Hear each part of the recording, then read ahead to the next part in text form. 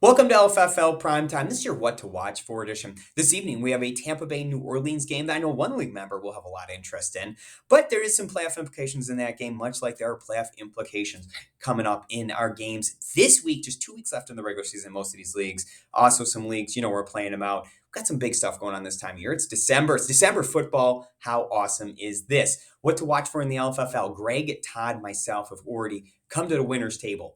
Bill and Josh currently have over 40-point leads, but look at this. Phil and Andy bring Alvin Kamara and Tom Brady, respectively, to the table. We know these players can go off for 50-plus point games. I personally had Alvin Kamara on a championship roster when he scored 6 touchdowns. Humble brag right there. Look, Bill and Josh are the favorites, and if they win, they clinch playoff spots. However, big game for Andy. Andy is very much in the playoff mix. Big game for Phil. Phil is eliminated from playoff contention with a loss. Currently, Greg is in with a bye week. I am in with the stranglehold on the second bye week. I'm up a game on Todd and potentially Josh with a win. Josh and Bill, as I said, would be in with wins. Matt Merrill currently occupies that 6th playoff position, but Andy and Eric are still in the mix for that as well. A win by Andy actually pulls him up into a tie with Matt heading into the final week. LFFL2, Eric wins will maintain a 1-game lead in this league. The one game, we don't know over who yet, though. Bill has a 10-point lead over Phil. They are both 1 game back of Eric currently.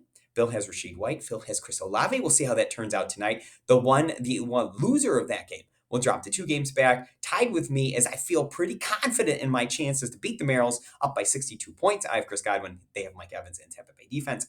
Todd and Sean have also won this week. LFFL3, we got a lot up in the air over here still.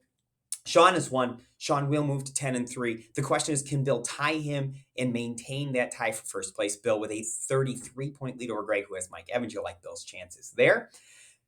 Phil is in currently a 1 game back of them. Phil in a tight one with Miles over here, 73-66. Phil has Chris Olave. Miles has Chris Godwin and Alvin Kamara. This is a huge game for the rest of this league, and I will tell you why in a minute. Matt Merrill, 67. Nate, 67. Matt just needs a point tonight from the Tampa Bay defense to get a W. And then I'm up 1 on Todd. He has Taysom Hill. Let's face it, it's Taysom Hill. Who knows where this one's going? Matt Brennan has also won this week. Your playoffs, Sean and Bill are in. The only real question there is, does Bill move into a tie with Sean for first place, or does Sean have first place all to himself? If Phil loses, Sean clinches a bye week. And if Bill wins and Phil loses, Bill will have the other bye week. In with a win, Phil is in if he can get this win tonight. In with help, if Phil beats Miles, Eric is also in. If Miles loses and Matt Merrill and Greg win, they are in, and that would complete your playoff field. The Miles game is what's really key here. Miles is basically 1 game out in 7th right now. If Miles wins, this puts a lot of pressure on the Eric, Matt Merrill, Greg group to get wins. Officially out at this point, only Todd, Andy, and myself. However, if Miles wins, Nate could join that group as well. So we'll see where we are in the standings come tomorrow. LFFL 4, I was able to take Thursday Night Football. Actually, my 4th showdown win in the last 5 after not winning at all before that. So basically, I won nothing until 2 weeks ago, and now I've won 4 of the last 5. I actually went to a new strategy. I'm telling you, the strategy is killer. Figure out who you're playing against, drop those guys in your lineup. It works like a charm. Those guys absolutely go off because they're playing you. Nate comes in second, actually increases his lead by a point over Eric to 94 points. Eric in second at 83 points, Bill in 77. But little foreshadowing for tomorrow's show, Nate, kind of an off week this week in the main slate. Things getting closer in this league for sure. LFFL 5, your semifinals, week 1. I will come out of week 1 with a lead over Greg. I have Levante David still and a lead at this point.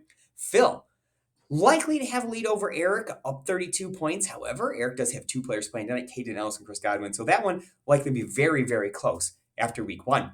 LFFL 7 looks like Matt will be your elimination. Unfortunately, I've been rooting for an old schooler to win this one. Matt was our only hope, and it looks like that hope is fading. He does have Leonard Fournette tonight, only has to overcome 3.2 to count. However, 15 points back of a Nate team who brings Tom Brady, Alvin Kamara, Marquez Callaway, Jarvis Landry, Kyle Rudolph. Now, he will get some points tonight.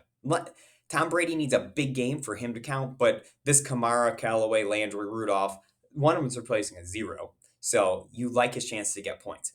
Neither team is likely up to Josh, who's already done at 222.6. I'm happy for Josh. Josh has absolutely been the most consistent team in this league over the first 3+ years. Has not yet won. Looks like he'll go into next week with a chance. I don't think either of these teams gets to Josh's score. Josh in the championship week of this league. LFFL 9, your final four. We have two clear winners here. Number 2, Greg 2, is done at 626.4 points. Look, there's a chance. Chris Godwin goes off for 145 tonight. I'm in there. Only need what? Was that like 11, 12 touchdowns? We got this. We got this, Chris. And then I will be beating Phil. I have 626.2 with Chris Olave still to go tonight. Phil has 533.8 with Tom Brady to go this evening, but I highly doubt Tom Brady's going to make up almost 100 points, but you never know. What I really want to bring you the light for is Greg and I were the 1 and 2 seeds, and look at these scores. This should be a great final. Greg has 626.4. I currently have 626.2. We call that a fairly even matchup coming up. So Greg and I look good to take on the final four. The championship of the LFFL 9 should be really awesome. So that's all I got for tonight. Thanks for watching. Please hop in that DK contest tonight. I've been having some good luck, so I want to beat as many as you as possible. Just kidding. I hope Tampa Bay does well for my brother, and I will definitely talk to you all tomorrow.